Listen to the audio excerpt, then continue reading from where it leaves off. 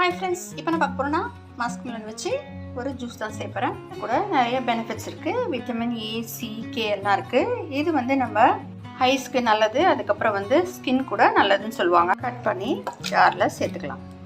இதில் சுகர் சேர்த்துக்கலாம். இதை ஐஸ் பீக் சேர்த்துக்கலாம். இதை கிரைண்ட் பண்ணி எடுத்துக்கலாம்.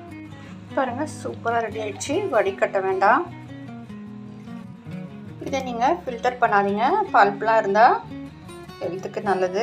ஜாரில் கொஞ்சம் பழத்தை சேர்த்து மில்க் கொஞ்சம் ஆட் பண்ணிக்கோங்க. இது வந்து குழந்தைங்களுக்கு செஞ்சு கொடுங்க.